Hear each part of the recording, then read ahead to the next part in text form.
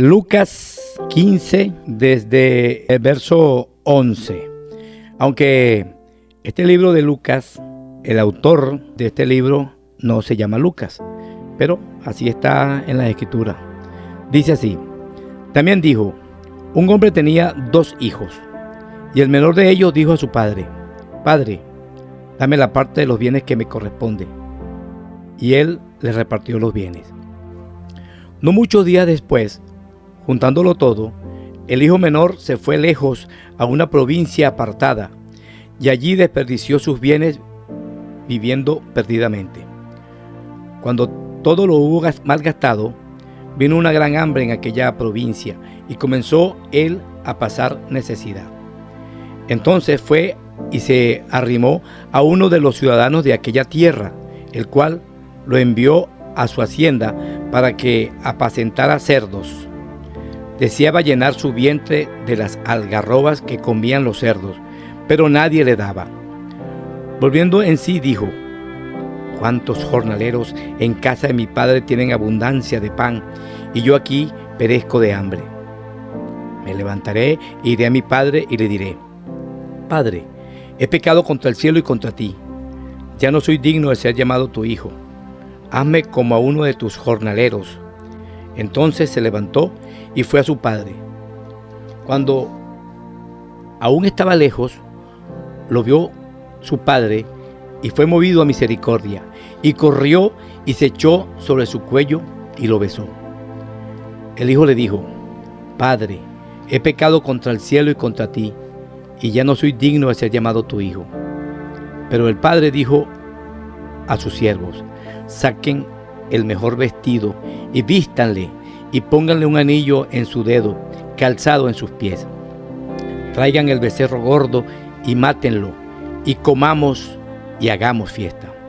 Porque mi hijo, muerto era y ha revivido, se había perdido y es hallado. Y comenzaron a regocijarse. El hijo mayor estaba en el campo. Al regresar, cerca ya de la casa, oyó música y las danzas, y llamando a uno de los criados le preguntó qué era aquello. El criado le dijo: tu hermano ha regresado, y tu padre ha hecho matar el becerro gordo por haberlo recibido bueno y sano. Entonces se enojó y no quería entrar. Salió por tanto su padre y le rogaba que entrara. Pero él, respondiendo, dijo al padre: tantos años hace que te sirvo, no habiéndote desobedecido jamás, y nunca me has dado ni un cabrito para gozarme con mis amigos. Pero cuando vino este hijo tuyo, que ha consumido tus bienes, con rameras has hecho matar para él el becerro gordo. Él entonces le dijo: hijo, tú siempre estás conmigo, y todas mis cosas son tuyas. Pero era necesario hacer fiesta y regocijarnos, porque tu hermano estaba muerto y ha revivido, se había perdido y ha sido hallado. Esta parábola, muy linda por cierto, muy linda, es una de las tantas parábolas que el Mesías habló. Vamos a analizarla para ver qué nos quiso decir el Mesías. Aquí hay, como en todas las parábolas, varios personajes. Está el padre, dueño de la hacienda. Está el hijo menor. Está el hijo mayor. Y el hijo menor, como dice la parábola, llegó y le dijo: padre, yo como ya cuando los hijos menores quieren levantar alas, yo quiero irme de aquí. Así que quiero que me des la parte de la hacienda, de lo que me corresponde de mi herencia. Era el hijo menor. Como dice la parábola, el padre repartió la herencia y le dio la parte que le correspondía al hijo menor. Pero el hijo no se fue inmediatamente. Ahí dice que agarró, vendió todo lo que tenía y se fue con su dinero, pues. Se fue para gozar, como dicen, de las cosas de la vida. Se fue para el mundo a disfrutar. Y fiestas y más fiestas y bueno, viviendo la vida lo mejor que podía. Pero donde se saca y no se mete, se acaban las cosas. El hombre malgastó todos los bienes que le dio su padre en herencia. Y cuando quedó mal, le pidió ayuda a los amigos con los que él malgastó sus bienes. Y los amigos le dijeron, bueno, aquí el único trabajo que tengo es que te pongas a cuidar los cerdos. Tenía tanta hambre porque llegó una hambruna que él quería comerse también la comida de los cerdos. Pero habían vigilantes, tú no te vas a comer esa comida. Y él tenía hambre, tenía esa hambre por comer de esas algarrobas. Y cuando está en ese momento de crisis, de mal, pensó, bueno, ¿yo qué hago aquí? En la casa de mi padre hasta los obreros comen bien y yo aquí comiendo prácticamente basura, comida de cerdo. Y se preparó un discurso. Digo, bueno, al llegar me levanto de aquí y digo, Padre, he pecado contra el cielo y contra ti. Yo no soy digno de ser llamado tu hijo. Ese fue el discurso que él se preparó. Y se levantó y se fue rumbo a la casa que había dejado hacía tiempo. Su padre nunca perdía la esperanza de volver a ver a su hijo. A la distancia ve a alguien que viene mal vestido, harapiento, y el padre reconoce a su hijo y va al encuentro de él y lo abraza y le da un beso, y el hijo inmediatamente, el discurso que se había preparado, le dice, Padre, no soy digno de ser llamado tu hijo, trátame como a uno de tus jornaleros. El padre inmediatamente habló con los siervos, como dice la parábola, y le puso sandalia en los pies, lo mandó a bañar, fue lo primero que le mandó a poner ropa, le puso un anillo. Ese anillo representa autoridad porque era su hijo, y mandó a matar el becerrito gordo. Cuando dice el becerrito gordo, eso quiere decir que era el mejor becerrito que tenían allí. Hicieron tremenda fiesta y comenzaron a danzar, a tomar alegre, porque el hijo menor había regresado. ¿A quién representa este hijo menor? ¿A quién representa el padre? Como en todas las parábolas, todo eso tiene un simbolismo. Para saber a quién representa el hijo, tenemos que montarnos a Primera de Reyes 11. Pero antes de Primera de Reyes vamos a ir, por aquí tengo el texto, vamos a irnos aquí voy a buscarlo, Génesis 48, 17 y 23. Ustedes saben que Jacob, que estaba en Canaán, su hijo menor, que era José, estaba en Egipto. Él se enteró de que su hijo José le había ido muy bien. O sea, le contaron todo lo que pasó con José y habían transcurrido 22 años y ahora él va al encuentro con su hijo. Cuando él va al encuentro de su hijo, llega un momento en que él le va a dar la bendición a su hijo, a José, porque resulta que su hijo primogénito, que no era José, era Rubén, pero como Rubén mancilló el lecho de su padre, perdió ese derecho y se lo dan a José, pero no directamente a José. José le trae los dos hijos que tuvo en Egipto, que son Efraín y Manasés. Se los trae, los pone para que Jacob los bendiga, y pone a la mano izquierda de José, le pone a Manasés, y a la mano derecha de José le pone a Efraín, porque Manasés era el primogénito, era el mayor. Cosa de que cuando Jacob pusiese las manos, la mano derecha sobre Manasés, la bendición más grande cayera sobre Manasés, la mano derecha, y la mano izquierda sobre Efraín. Sin embargo, cuando están haciendo eso, Jacob cruza las dos manos y la mano derecha cae sobre la cabeza de Efraín y la mano izquierda sobre Manasés, y comienza a dar su bendición. En lo que José se da cuenta que están bendiciendo a Efraín en vez de Manasés, que era su primogénito, le dice, no, padre, no es así. Tú tienes que bendecirme primero a Manasés, porque Manasés es el primogénito. Jacob le dice, yo lo sé, hijo, yo lo sé. O sea, yo sé lo que estoy haciendo. Este va a ser un gran pueblo, una multitud de naciones, gentiles. Está hablando porque multitud son gentiles. Ese va a ser mucha gente va a ser por él, y el otro también. Total que le da la bendición. Por lo tanto, el primogénito de Jacob se convirtió en Efraín. Efraín, que se convierte en el hijo primogénito, llega y tuvieron conflicto entre las tribus. Al pasar de los años, tuvieron conflicto. Ya la gente debe haber leído el libro de Reyes. Salomón, que fue el segundo rey después de Saúl, comenzó a gobernar y comenzó a someter prácticamente a la descendencia de Efraín. Entre ellos estaba Jeroboam. Comenzó a someterlo y Jeroboam se molestó, pues. Se molestó y se aleja de Salomón, que era el que estaba gobernando por Judá.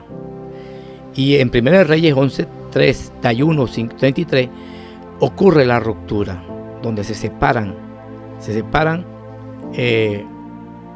Efraín de las 10 tribus. Pero Efraín, que en este caso está en las manos de Jeroboam, era el líder de 10 tribus. De las 12, él liderizaba 10 tribus. Ahí, cuando leemos ahí en 1 Reyes 11, 31 al 33, vemos la historia, ¿verdad?, de esa división. El profeta que se consigue con él le da una profecía, le dice que él va a ser el que va a gobernar esas 10 tribus. Se quita el talí, ya mucho lo hemos leído, parte en 12 pedazos del talí nuevo y agarra 10 para la casa de Efraín, que es Jeroboam, y 2 para la casa de Judá. Él se va bravo de allí, y cuando muere Salomón, se monta Roboam, el hijo de Salomón, a gobernar, y también hace las cosas malas. Regresa Jeroboam, y antes de incorporarse a la ciudad con sus tribus, porque era el líder, decide hablar con Roboam y le pide una cita. En la cita, él quiere hablar con Roboam y le dice: mira, yo tuve problemas con tu padre y yo me fui de aquí, pero he regresado. Si tú nos quitas el yugo que nos tenía tu padre, nosotros te vamos a servir toda la vida. Le dice Roboam: bueno, está bien, véngase dentro de 3 días que yo le tendré respuesta. Voy a consultar con los ancianos. Y llega Roboam, consulta con los ancianos, y los ancianos le dicen que lo que le está diciendo Jeroboam es correcto, que él debería hacerle caso y le va a hacer siervo toda la vida. Pero entonces Roboam consulta con sus amigos, con los niños con los que él se crió desde niño, y estos le dicen: no, nada de quitar yugo, tienes que ser bien duro con él. Entonces llega, cuando se reúne, le dice Roboam a Jeroboam: mira, yo no le voy a quitar ningún yugo a ustedes van es más, voy a ser más duro que mi padre. Y entonces llega Jeroboam, le dice: ¿qué tengo yo que hacer con Elí? Y se separan. Ahí se separan por completo y ocurre la división de las 12 tribus. Las tribus del norte y las tribus del sur, que son las tribus del norte, que es la casa de Israel, y la tribu del sur, que es la casa de Judá. En la casa de Judá hay 2, que está Benjamín. Benjamín, que es de la cual nació Saúl. Bueno, total que se dividen y siguen cuando no leemos la Biblia, aparecen los 2 reyes, Reyes 1 y Reyes 2, aparecen los 2 reyes gobernando. Pero resulta que este de Israel, el más pequeño era Efraín, el que se llevó las 10 tribus. Total que Efraín, en manos de Judá, se hicieron idólatras. Llegó un momento en que se separan. La herencia que recibió de Israel no la aprecia, esa gran enseñanza. Y ese hijo pródigo que se va al mundo es Efraín, el más pequeño de todos. ¿Y dónde lo dice? Vamos a leerlo en Primera de Crónicas, capítulo 5, versículo 1. Ahí dice lo siguiente: Rubén era el primogénito de Israel, pero como profanó el lecho de su padre, sus derechos de primogenitura fueron dados a los hijos de José, hijo de Israel. Aquí dice hijo de José, hijo de Israel. Y no fue contado por primogénito. ¿Quién? Rubén no fue contado como primogénito. Es verdad que Judá llegó a ser más poderoso que sus hermanos, y el príncipe de ellos, pero el derecho de primogenitura fue dada a José en el liderazgo de Efraín. Efraín es ese hijo pródigo que se fue, que se separó con todos sus hermanos, con las 10 tribus, y quedó solamente la casa de Judá. La casa de Judá no se fue. Esa casa de Judá representa al hijo mayor, y en verdad el hijo mayor, y se quedó como reyes, porque son los que siempre gobiernan, porque también estaba profetizado en Bereshit, en el libro de Génesis, que la casa de Judá iba a llevar la corona. Entonces resulta que llega un momento, yo dije en el estudio anterior que la casa de Israel se separó, se perdió para las naciones en el 722. Hay muchos que dicen que fue el 721. Puede ser el 722, puede ser el 721, puede ser que yo me haya equivocado, de repente es el 721 antes del Mesías. Total que Efraín, que representa a estas 10 tribus, se fueron con su herencia, la herencia que el Padre les dio. Ellos heredaron el nombre, la Torá y el Ruach HaKodesh. Esa fue la gran herencia que se le dio a las 12 tribus. Pero Efraín heredó eso y se fue al mundo. Pero en el mundo, él descuidó, igual que también lo hicieron los de Judá. Pero los de Judá yo los justifico porque el Padre dijo que la casa de Judá no iba a pronunciar más el nombre, según Jeremías 44:26.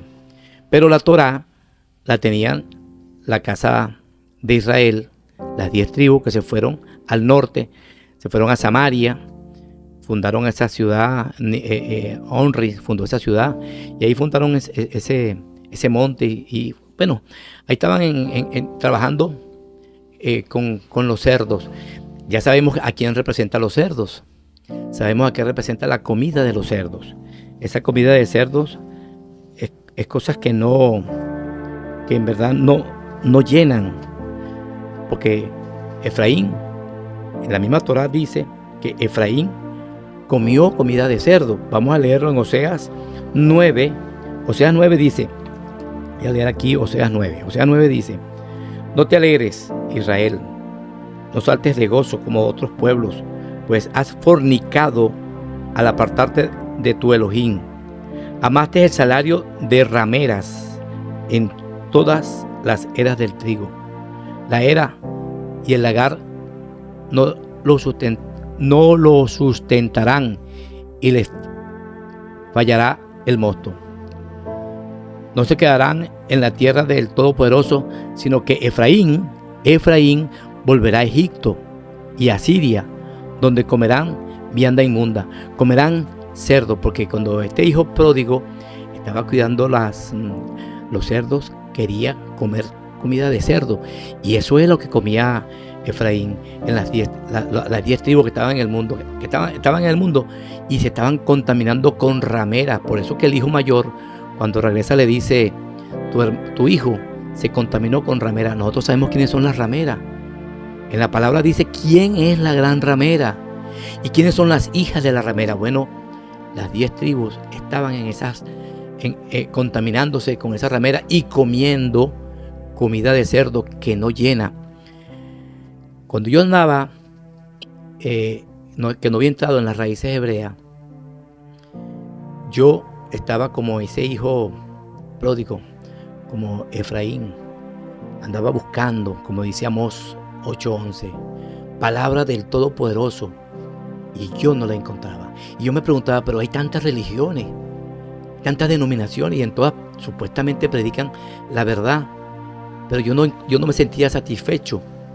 Andaba errante de mar a mar buscando palabras del Yohei Bajei, palabras del Todopoderoso, y yo no encontraba la palabra. Predicaban puras tonterías, testimonios, hablaban falacias, hablaban cosas que en verdad no alimentaba el espíritu, porque me sentía vacío, porque la verdadera comida es la Torá. Entonces este hijo pródigo, este hijo que está en el mundo, cuando se da cuenta de que él está comiendo basura, es cuando él se arrepiente, hace teshuva y dice, yo tengo que ir a la casa de mi padre. Escuchen esto, a la casa de su padre, no a la casa de su hermano, a la casa de su padre. Y preparó su discurso, como dije hace rato, y se va a reunirse con su padre. Y el padre se alegra y el hijo se portó humilde. No soy digno de ser llamado tu hijo. Nosotros tenemos que ir con esa actitud hacia nuestro padre.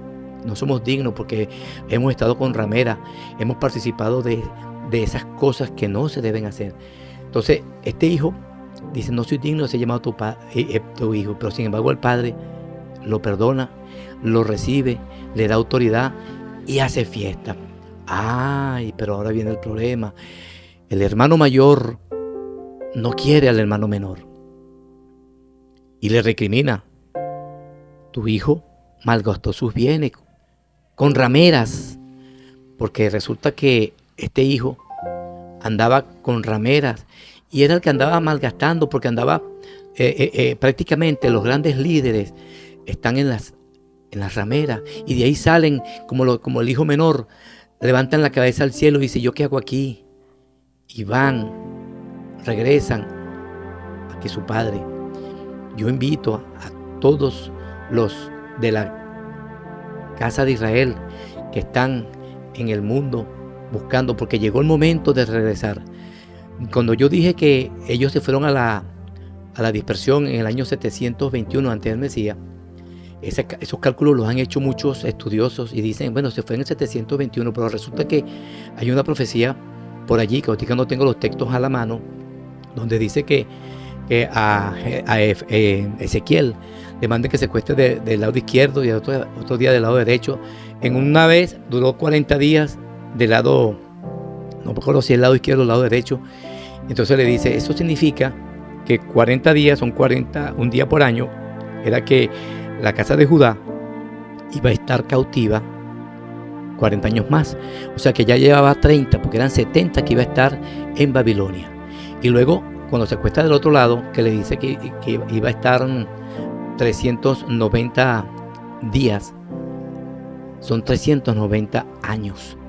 Pero resulta, como la casa de Israel, que es liderizada por Efraín, su pecado fue muy grande. Entonces, según el libro de Levítico, su castigo se le multiplicó por 7.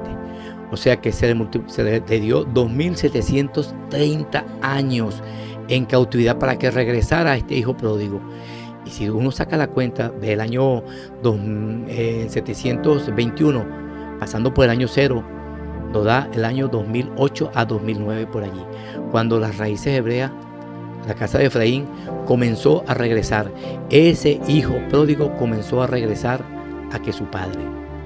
Y actualmente todavía están regresando. Yo me considero uno de esos tantos hijos pródigos que se fueron al mundo buscando palabras del Todopoderoso y no le encontraban, que ha regresado a las raíces hebreas.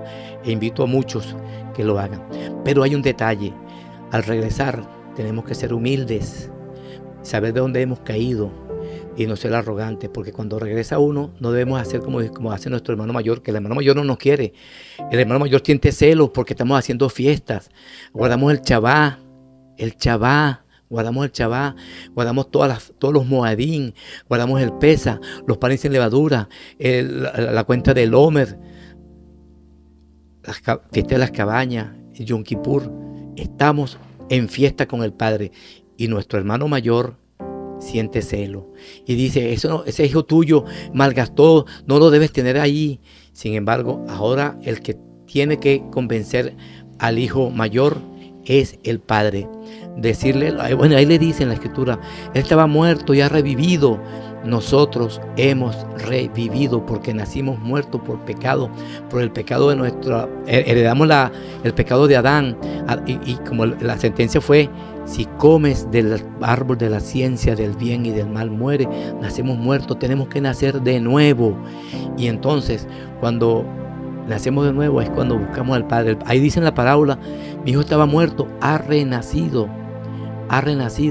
Y ahora tenemos que comenzar a alimentarnos no con las comidas de los cerdos. Tenemos que comer comida buena. Hay que comer la Torá. La Torá es la que nos da vida. Y por supuesto, el Mesías es la Torá viviente. Tenemos que ver las enseñanzas que nos hace el Mesías. Él es la Torá viviente. Él no vino a abolir la Torá. Él no vino a eso. Él vino a enseñarnos la Torá. Él en ningún momento violó los mandamientos. Hay malas interpretaciones en las Escrituras que lamentablemente los que quieren regresar se consiguen con eso y tienen tropiezo.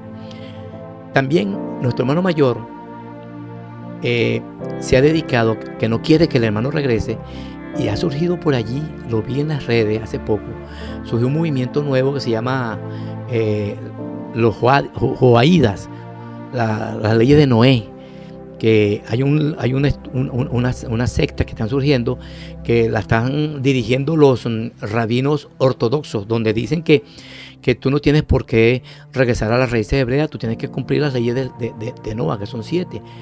Y entonces ahí te prohíben que guardes el Shabbat y que hagas la fiesta, etcétera, etcétera. Tienes que, primero que nada, dejar la idolatría, etcétera, etcétera. Pero eso es un tema que yo en el futuro cercano voy a explicar sobre ese tema de ese movimiento de las leyes noágidas, donde están predicando para que las ovejas perdidas de la casa de Israel, el Efraín, el hijo pródigo, no regrese, le están dando una alcabala para que se quede en el camino.